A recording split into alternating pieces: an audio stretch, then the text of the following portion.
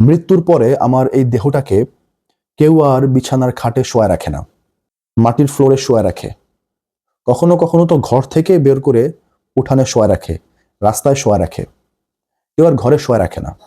কেন শোয়া রাখে না? কারণ জানে করিমউদ্দিন দেহ ত্যাগ করেছে। মানে ওই দেহের মাঝে করিমউদ্দিন আর নাই, দেহের মাঝে রহিমউদ্দিন আর নাই। যদি দেহের মাঝে রহিমউদ্দিন থাকতেন তাহলে ওই দেহটাকে আর কেউ রাস্তায় ফেলে রাখেন না, খাটিয়াতে, বেডরুমে রাখতেন। কি সূক্ষ্ম দর্শন! এটাই আধ্যাত্মবাদ, এটাই সুফিবাদ, এটাই দিব্য জ্ঞানের একটা শাখা। আপনি বুঝতে শিখুন যে ওই দেহটা আপনি না, ওই দেহের ভেতর আপনি ছিলেন। একটা শক্তি ছিল ওই দেহের মাঝে যাকে বলে প্রাণ, আরবিতে বলে নফস। এখন সেই চিত্ত প্রবৃত্তির সেই শক্তিটা নাই, এনার্জিটা আর নাই, অনুপস্থিত। ওই এনার্জিটাই আপনি, ওটাই আপনার পরিচয়। এই দেহটা আপনি না। এই হাত, মুখ, মাথা, মুন্ডু কথা বলছে, আমি কথা বলছি, হাত নাড়াচ্ছি। এখন হাত নাড়াচ্ছি কারণ ওই ওই এনার্জিটা হাতের উপর ক্রিয়া করছে।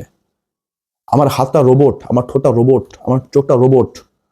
এদের কোনো স্বাধীনতা নাই, নিজস্বতা বোধ বলতে কিচ্ছু নাই। ওই এনার্জিটা তাকে চালাচ্ছে। মানে আমি আমার হাতকে চালাচ্ছি। সো আমি আমার হাতকে চালাচ্ছি, তো সেই হাতটা আমার না। কথাতেই তো পরিষ্কার হয়ে গেল। তাহলে কে আমি? কি আমার পরিচয়? কি আমার রূপ? কি আমার রহস্য? তাই পীর ও মুর্শিদ কালান্দার বাবা জাহাঙ্গীর বা ইমান আল সুরেশ্বরী বলে থাকেন, এতকাল জানতাম যে আল্লাহ নিরাকার, এখন প্রকারান্তরে তাকায় দেখি মানুষও নিরাকার। জি হ্যাঁ, মানুষও নিরাকার, এ দেহটা মানুষ নয়। তাই বাবা লালন ফকির বলেছেন, খাঁচার ভেতর অচিন পাখি কেমনে আসে যায়।